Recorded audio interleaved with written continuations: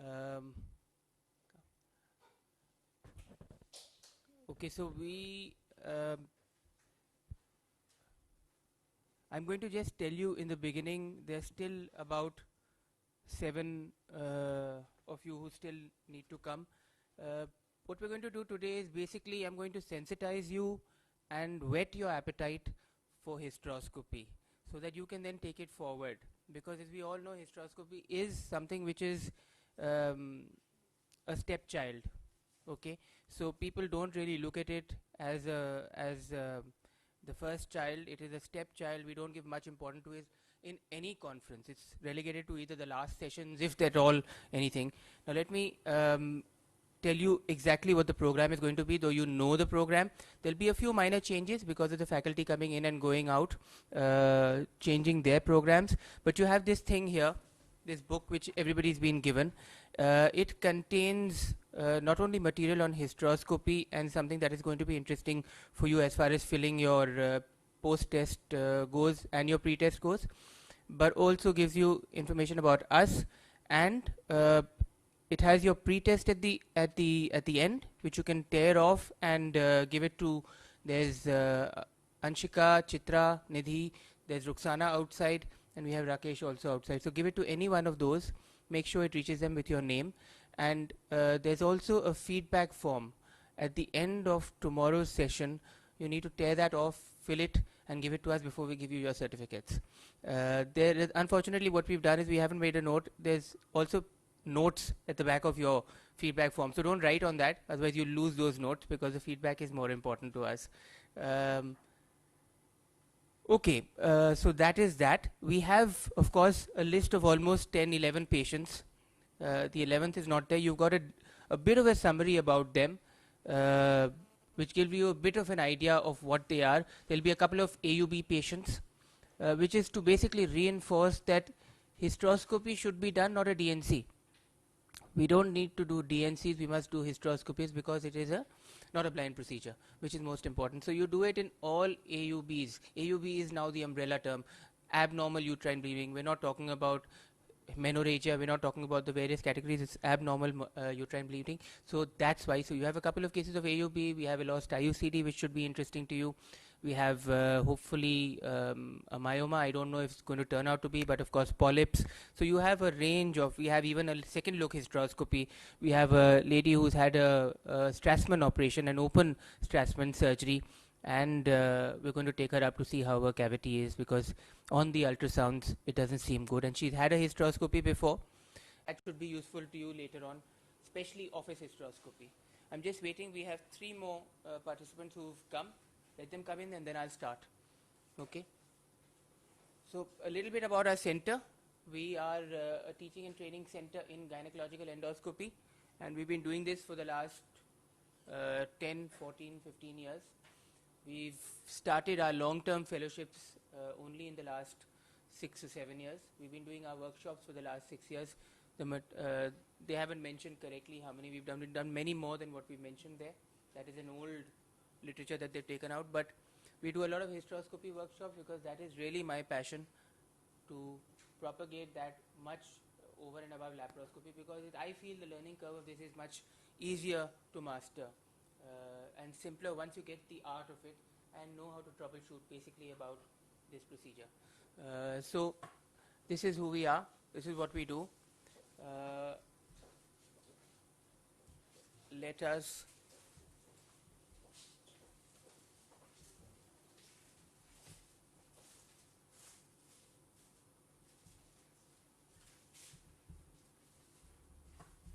John.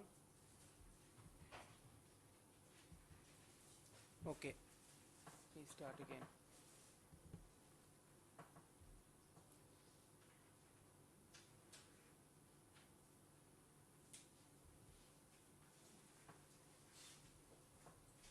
Okay, so I'll give you 2 minutes to fill your pre-tests, because then I'm going to start my presentation.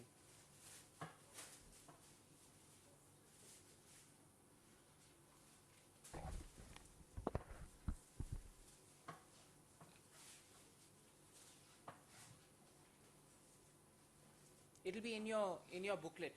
If you take your booklet out, your pre-test will be in that, the blue booklet that you have inside. Welcome everybody again to PSRI Hospital and this workshop. My name is Rahul Manchanda, and we know most of each other through wonderful Facebook networking. So I'm going to talk about office hysteroscopy. You all know, like I spoke to you in the morning, like you mentioned, you're doing traditional hysteroscope. Now, what is traditional hysteroscopy? It's using a 4mm telescope. So if anybody tells you that you're using a 4mm telescope and you're doing an office hysteroscopy, don't give credence to what they say. An office hysteroscope is based on the fact that the diameter of the telescope is thinner, and I'm going to tell you what. Okay, so this is, can I do office hysteroscopy? Yes. And I'm going to talk about the basics. Whenever you talk about any surgical procedure, the reaction is to run away from such a thing, and that is the principle on which any minimally invasive surgery is based, so that you need to counsel the patient and tell them that this is going to be, especially in officeoscopy, it's going to be more of a diagnostic, it's going to be like a test. While you can do operative procedures along with it, it's going to be a test. You need to counsel them and educate them. Once you've counseled them, you can easily do it in the office setting also, and that is what I said. Your diameter of your telescope is much thinner, so you bring it not only from the operating theaters, but you bring it back into the OPD because you're not using anesthesia there. Okay, in today's surgery that we're doing, we're using the scope, but we're using anesthesia obviously because of our setting. Now, what is office hysteroscopy? I don't know if you can see this, but can we have the lights dim, please? It basically says no anesthesia, no complications. And can it be?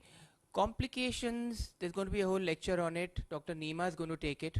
But any procedure you do, anything you do, whether it's giving a tablet or even just an injection, has a complication. Okay. Now, complication doesn't mean negligence. Again, the medical legal aspect is going to come in, and you have the lawyer talking to you in the afternoon. But it doesn't mean negligence, and once we take that out of our brains, that we have a complication means we're negligent, we're fine, we can do our surgeries, we'll be more comfortable in our own brains. But we need to realize and understand that if we're doing any procedure, we're going to have a complication, and that is why we need to learn the procedure properly and learn to troubleshoot for those complications, so that we can manage them. But if you say you're not going to have a complication, it's not going to happen. Yes, you're going to try and reduce the complications as much as possible, and that's why you're using a thinner telescope. No anesthesia, because when you're using a thinner telescope, you don't need to dilate. You need anesthesia when you have pain. The pain is when you put the speculum inside, when you hold the valcellum, the cervix with the valcellum, when you dilate, and when you distend the uterus. These are the 4 instances when you're going to have pain when you're doing a hysteroscopy. So if I remove my speculum. Finished a great lecture on basic office hysteroscopy. And first I would like to welcome our chairperson, Dr. Prabha Manchanda is here. Welcome, ma'am, to grace the presence. And soon we are begin to our OT session. Sir has already gone to the OT. Our case is ready. So I would like to, Dr. Rabina and Dr. Swasti, are you ready for the OT? So you can go and just have a tea, and then you can go to the OT. Okay? Miss Ruxana, can you just call Ruxana? Please escort Dr. Rabina and Dr. Swasti to the OT. Okay.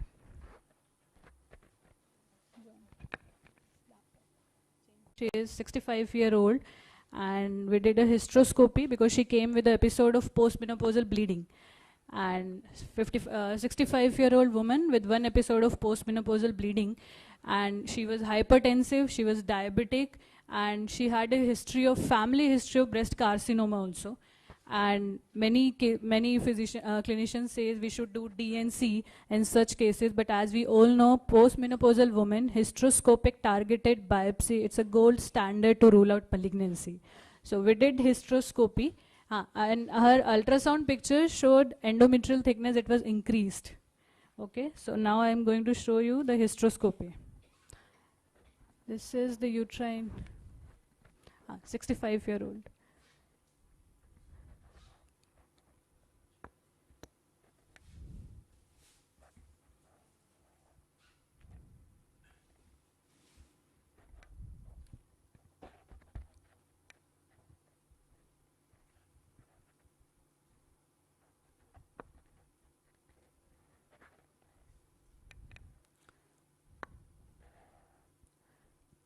So this pathology was not detected on ultrasound, first thing. Can you see? It was detected as endometrial thickness, but the increased endometrial thickness or endometrial hyperplasia, but actually it was endometrial polyp. Can you all see? It was seen on a right lateral wall, just at the entry of uterine cavity on the isthmic region, and we are doing polypectomy by mechanical scissors, by 5 French scissors.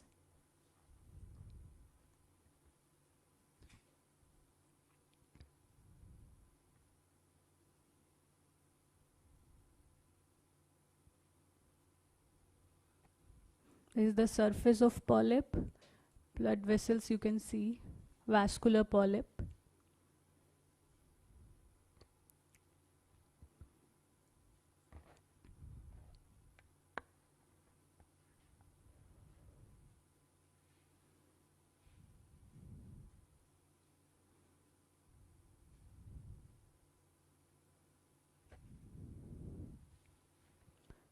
Still the lateral end need to be cut. Yeah, it has been cut.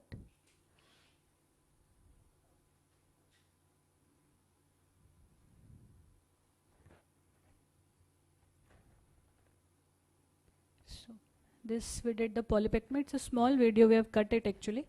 So we have seen the whole cavity, the osteas were normal, rest of the cavity was normal. It was the polyp, a small polyp actually. And I represent Karl Stoss, and I take care of entire India as well as subcontinent. And I take this privilege to say that once I travel to subcontinent in countries like Nepal, Bhutan, Bangladesh, I feel very privileged that Indian doctors are far ahead in terms of their techniques as well as their operating skills. And that's the reason we are focusing more on training in Indian doctors and taking them to subcontinent to make them more aware of the techniques and the technology which is available. Just a short brief. Karl Stoss is basically a family oriented company. It's being owned by a family. It all started in a small hut in a small village in Germany which is called as Tuttlingen, but now this company is very huge and it is almost like a multinational. The only difference is all the multinationals are listed on the stock exchange. This company is not yet listed on any stock exchange and it is still being held by a family, single owned family. And that is the main point which is giving a difference to this company, that this is trying to get a first hand feel to its customer, which is basically you people, the doctors. Okay. It was basically started by an ENT surgeon, Dr. Stoss, who first introduced the Hopkins 2 telescope system, which is still being used and which is still the industry standard and which is the gold standard for every endoscopist. He slowly passed down the legacy to his daughter, Mrs. Sybil Stoss, who is the current chairperson of the company, and she is very active. None of the papers go through within the company without passing through her table. And she is so deeply connected to her customers, that is the doctors all around the world, that she personally picks up the phone and talk to certain of the Indian doctors in terms of formulating strategies, formulating technologies, what is to be introduced in terms of endoscopy into the market. She is so deeply connected to the customers. Slowly she is passing on the legacy to her son, which is now taking care of the new emerging divisions. Karl Stoss is such a huge company that we have more than 8,000 products listed in our catalog, and that is only pertaining to the human medicine. We are not only present in human medicine, but we are present in industrial group also, where we have the telescopes and the endovision system, the imaging system for the larger machines, for example a Boeing 777. Then we are present into veterinary medicines also, where we have the entire endoscopic range for animals, which is pertaining right from a small fish to large mammals like giraffe and that we have to do the resection of the uterus, and we cannot do a resection from from proximal to distal end, because there are chances that I may perforate the uterus. So the assembly or the working element that we are using in gynecology is called as a passive element. It moves with the finger movement. Okay, your thumb remains stationary and it moves with the finger. Okay, my loop remains outside the outer sheath. It is only when I press my thumb, the loop comes out, it gets activated and begins to resect the endometrium from distal to proximal. That is the basic difference in gynecology, whereas in urology they are using a opposite with it. However, it will all depend on your training. If you are being trained to resect from proximal to distal end, we have that element available also, where your thumb would remain stationary and it will move with your fingers. Okay, now we have the corresponding electrodes also. The first one is the loop, which is basically for doing the myomectomy. Then we have the ball electrode, which is for the superficial coagulation of the endometrium. Then we have the hooks, which is also called as the Collins knife, which is the choice of instruments when you're doing thick septums.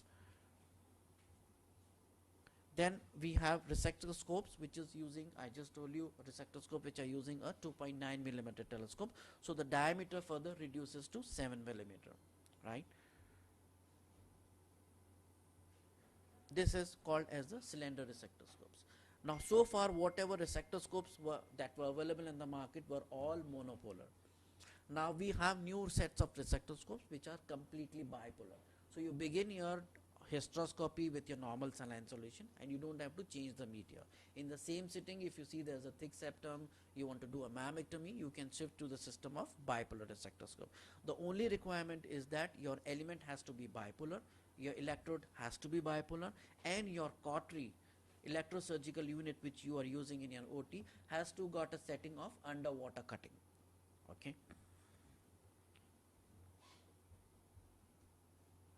This is the set of bipolar resectoscope. Hopefully we would have a case today in the OT where we would be demonstrating you the bipolar resectoscope, use of bipolar resectoscopes. This is much safer as compared to monopolar because it increases your safety window. It reduces your fear of fluid overload syndrome, which is especially associated with the use of glycerine, and this is much more cheaper, and you can complete your procedure in the same sitting. You don't have to change the media.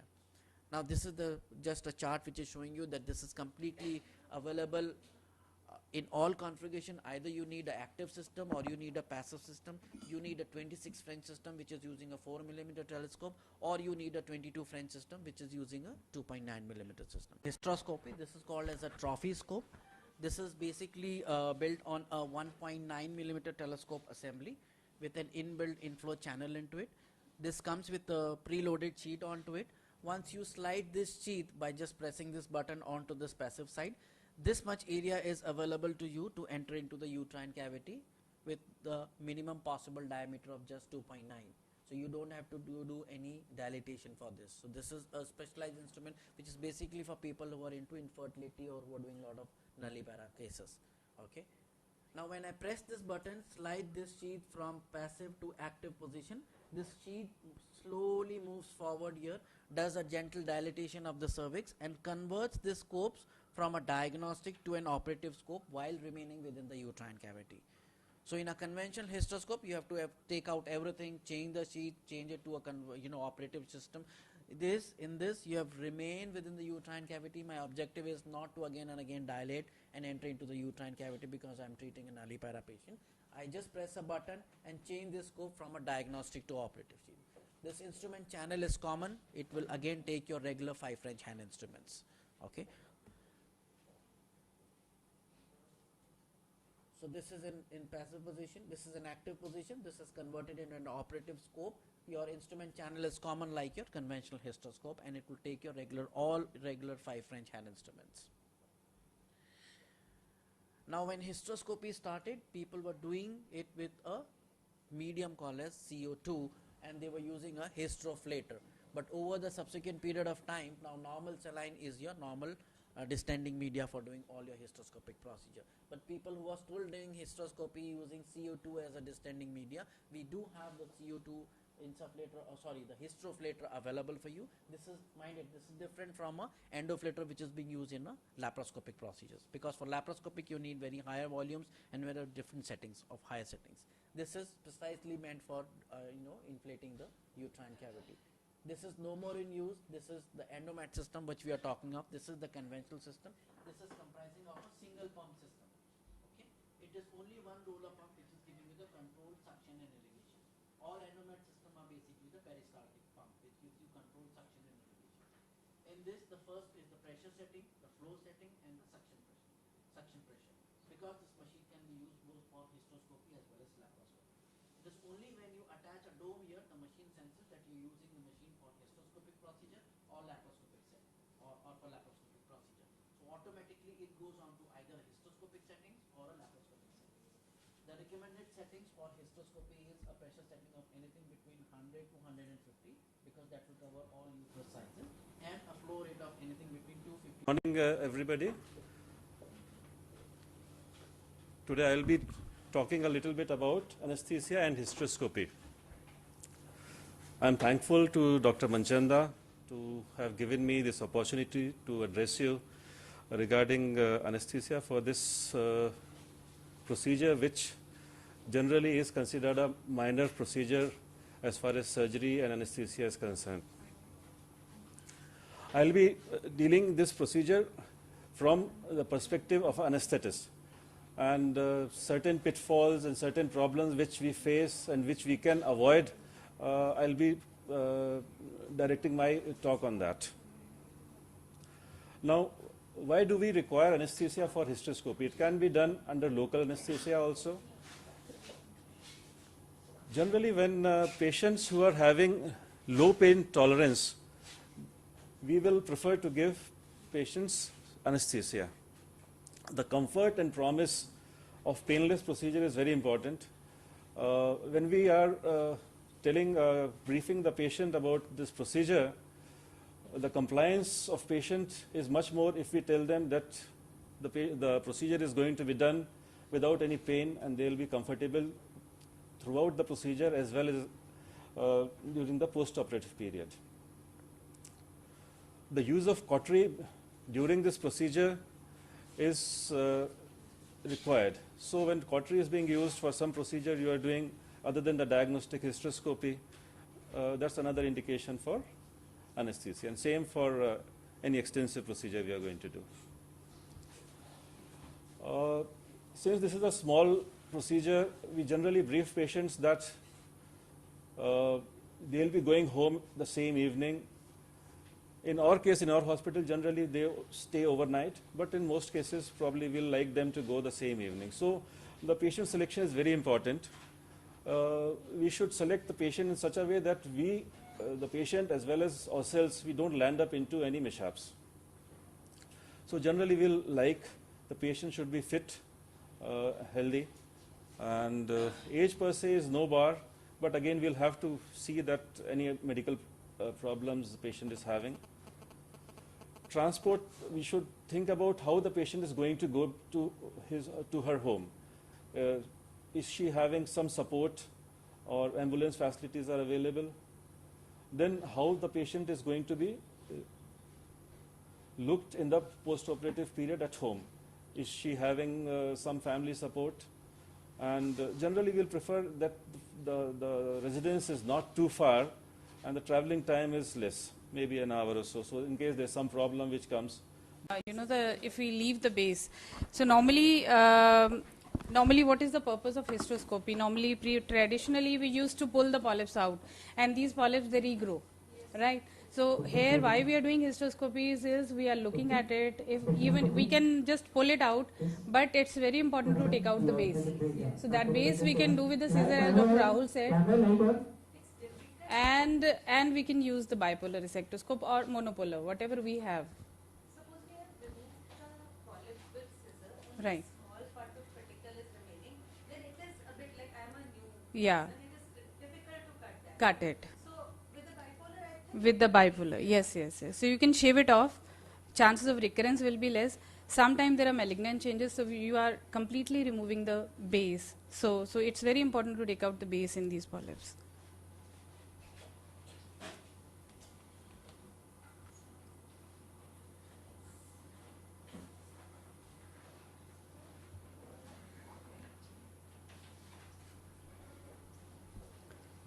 So we'll go through energy sources in this lecture. So basically we'll try to cover the principles of electricity and electrosurgery which we use in endoscopy, both in laparoscopy and in hysteroscopy, type of electrosurgical units which are available, and about monopolar and bipolar instrument, what is the basic difference in hysteroscopy, monopolar and bipolar instruments, and best practices for the patient safety. The universal property of electricity is it will always seek the path of least resistance. It applies in our medical practice also. So if we see the basically about the electricity is we need the current. So basically current is flow of the current from the generator and it is going to the patient. There is a circuit. Circuit means there is a flow of current from the generator. It goes to the patient through the active electrode. Through the return electrode, it is coming back to the generator. So it is completing the circuit. So any time if the circuit is not complete, it's not going to function. Sometimes we say that monopolar is not working. That means there may be some problem in the circuit. So we need to check whether our circuit is complete or not. Then impedance. Impedance basically is the resistance. So there is a flow of current. And if there is any resistance to the flow of the current, that is called as impedance. And then the voltage, with what force the current is flown from the generator is called as voltage. So this electricity we are using in our day-to-day practice in OT. So basically the principle of this electrosurgery is application of high frequency current. To the biological tissue, we are basically cutting or coagulating or desiccating or fulgurating the tissues. And electrosurgical devices are frequently used in surgical operations to prevent the blood loss. Basically, endoscope that can be used to visualize the uterine cavity or also improve the variety of our intrauterine procedures. They can be diagnostic or operative as we are seeing on our live cases. When we revise on a hysteroscope, I feel a rigid hysteroscope is more superior when you're doing an outpatient procedure. A vaginal mesoprostol prior to your hysteroscope will reduce your cervical resistance. And of course, when we're stressing, normal saline is a better distension media when used during your hysteroscopy. We all know the advantages of that. Best time would be your first half of menstrual cycle. Because the endometrium is proliferative, there can be less cervical mucus, less risk of any unexpected pregnancy. Your positioning will be low dorsolithotomy, and of course you're preparing your cervix with a mesoprostol. So as I say, hysteroscopy is definitely considered as a gold standard for diagnosis. First you have done a transvaginal or an HSG, which is commonly done by all of us, and then you go to a hysteroscopy. So indications can be abnormal uterine bleeding, postmenopausal, abnormal HSG, or ultrasound. Suspected pathologies, recurrent pregnancy loss, maybe before all cases of IVF, or unexplained infertility. So are you going to do hysteroscopy routinely in evaluation of your infertility cases? I think ma'am would answer that better later. And as ASRM says that hysteroscopy is definitely a definitive method, but it is costly and it is invasive. So it should be reserved as a second choice. So you're doing a HSG and a transvaginal, and if you're suspicious, then only you should go for a hysteroscopy. So it is usually not considered as a routine investigation for infertile couple as per RCOG also, and it is reserved for further evaluation. But there has been some query now. People are doing hysteroscopy in all cases before doing an IVF or an ICSI cycle. And maybe after a few years, I would support that.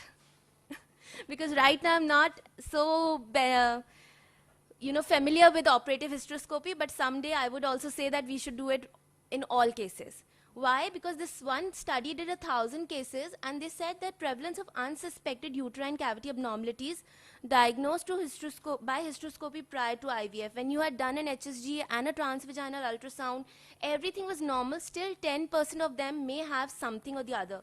That could be a polyp, adhesion, or a small septum.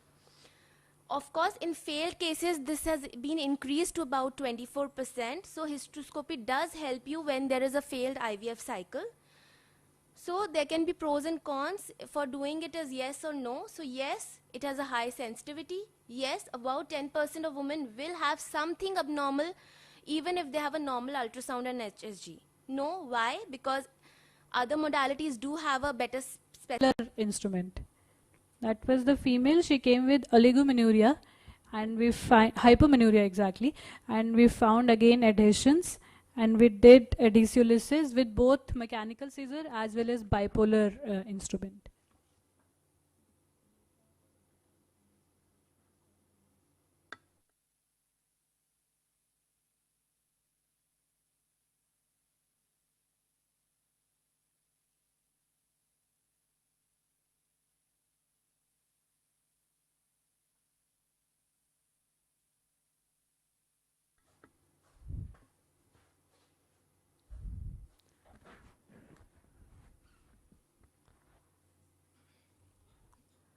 So now we entered in the uterine cavity.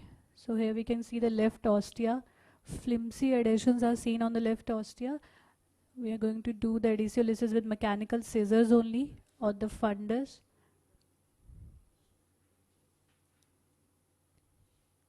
This is the right ostia. Again mechanical method only.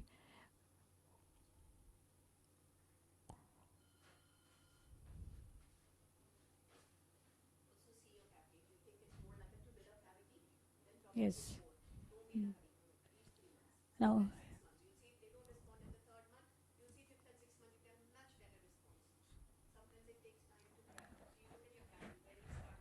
yes.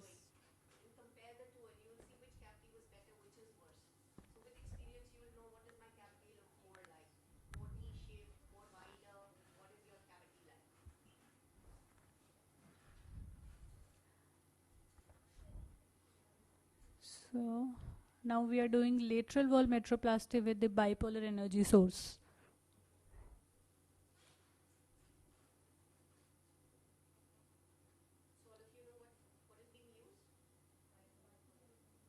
What bipolar instrument? No, no, no, no. Wait, wait. I'll just show you again. This. No, this. You can't see it? Okay, I'll play it again.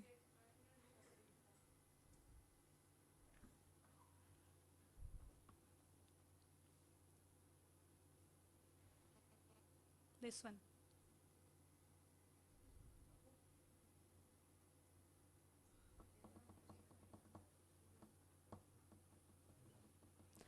I think Mr. Shalab has taken the class, he has shown you. Yes. As comparison to hysteroscopy. Dr. Tanya, there's one more question in this patient. Since she had dysmenorrhea, severe dysmenorrhea, so would hystero plus lapro would be a better option than hysteroscopy alone?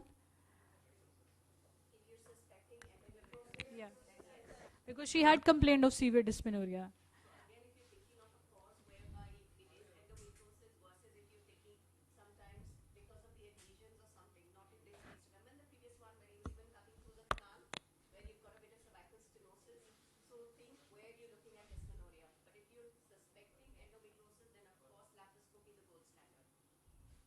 Yes.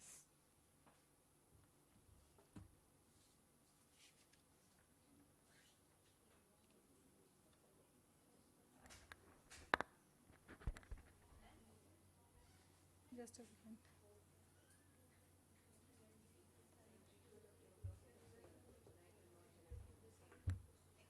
Mr. John. Case 9 का क्या scene है? Ready? How much time?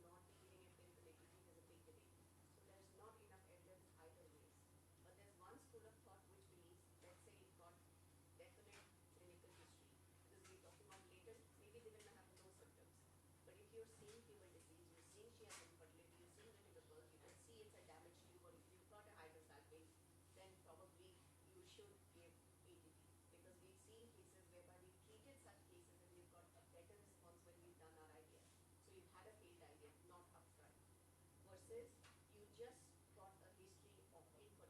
There are lots of people who are giving ATP based on just infertility, which should not be done.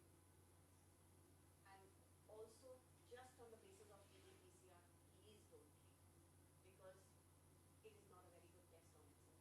So if you're going to do it, then at least you must have an AMP culture, you do the ZL staining, you do all the tests. Sometimes you've done a laparoscopy and you're sending tissue. So let's say you've got fluid in the POTA, you've got the tubercles, whereby you're not. We will show her video later on. Sir has already operated on her. Okay. So this is Meenu patient, 36-year-old. She has history of 9 abortions, recurrent pregnancy loss basically. Married since 11 years. She has history of regular cycles at interval of 30 days, but her period lasts for only 2 to 3 days. And so she has history of slightly reduced blood flow, but no history of passage of clots. She do give history of backache. History of endometrial tuberculosis is there. She has taken ATT for 6 months. Another important thing, she underwent Strassman metroplasty in 2014 at Deen Dayal Upadhyay Hospital in Delhi only. And she was found to have bicornuate uterus. Open surgery was done. Strassman metroplasty has been done. Then an hysteroscopy was done, on which metroplasty was done. Then she underwent a second look hysteroscopy as well.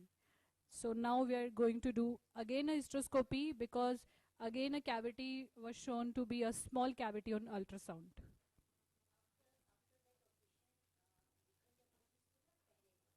Pehle the. But she has not conceived after that also. After the surgery also she has not conceived. It's first trimester. Even if it is the congenital anomaly, but we say ki congenital anomalies, it's always the second trimester abortion, most common cause, but it was first trimester. Okay. And with the surgery of metroplasty, bilateral chocolate cystectomy was also done. So now we are going to do diagnostic hysteroscopy for this case. No, not tried IVF yet.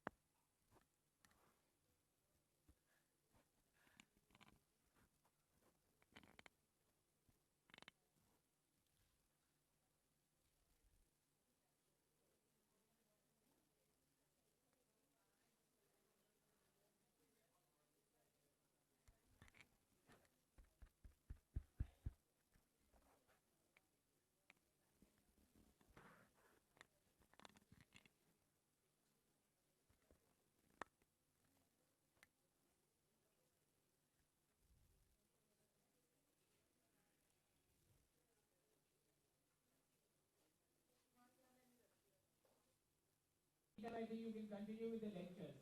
So I'll see you after the lectures. Sir, are you what about the endometrium? This endometrium was good enough? Well, Sorry, it was. I can't hear you. So this endometrium was good for the implantation for IVF? The endometrium is adequate, yeah. The This- endometrium is more than adequate in such a case. I would expect it to be worse, have more adhesions. So like I said, the person who did it did a good job. Or even the patient's healing ability is good. Yes, sir. Thank you, sir. Thank you. Yeah. And what was your point of view on that? So when you look at the cavity, so just apart from just the appearance and the length of the cavity, also look at the endometrium, which you just said. Yes. So when you have a fluffy looking, nice looking, gives you that clarity versus very pale, you've got thick bands where you cut them, they don't even bleed. You look at the cavity and then you say, sometimes you get the adequate, the length of the cavity, but the endometrium is totally destroyed. The ultrasound says something different. He's saying that endometrial thickness was very less and this Less. and cycle again depends when and what. No, no, which is 3.4 millimeters is the mid-cycle ultrasound. 3.4. That was the report. It is not getting correlated with the final, definitely. This doesn't look like an endometrium with 3.4. Definitely, ma'am. So now we'll proceed toward our lecture, It's on medico-legal aspects by Ms. Talish Ray. She is a senior advocate, and it's a vital part of a clinician, medico-legal aspect. I would like to invite Dr. Punita Bhardwaj for chairing this session. Please, ma'am.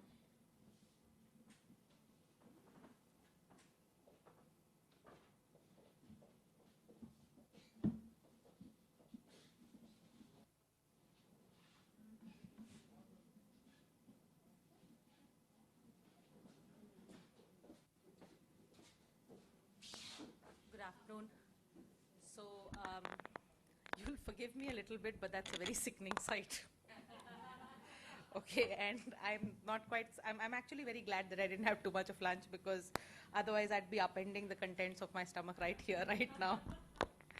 But yeah, I'm very honest. I mean, that is horrible. That was just horrible.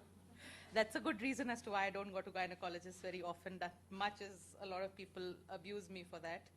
But yeah, I stick away from them. But that's also perhaps a little important in terms of considering when we look at things like as to how people view doctors. And that is perhaps one of the few things where there is a disconnect that happens across courts. Now, when we're talking about medico-legal aspects, I'm sure all of you have gone through that one defined course. Every seminar, there'll be a lawyer who'll get up, who'll tell you about civil liability, criminal liability, tortious liability, consumer liability, and all of that. And that's basically the 4 areas. Thank you, ma'am.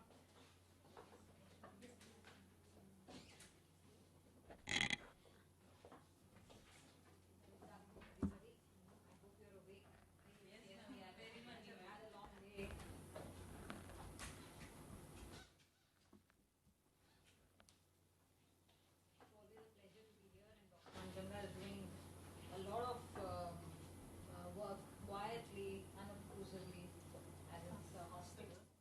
And the topic that was given to me was advances in hysteroscopy. I think you've seen it all. It's just a little bit of tips.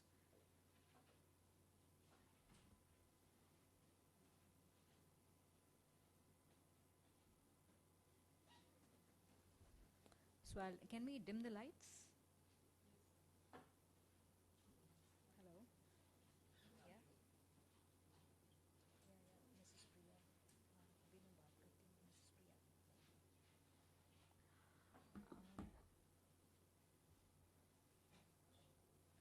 So we have a lot of developments and talk about ambulatory hysteroscopic surgery, and most of our patients with the hospitals running full would like to come in the morning and go back in the evening. A lot of these ladies are working, and they have cords to deal with. So it's a good idea to have a daycare hysteroscopy or a daycare.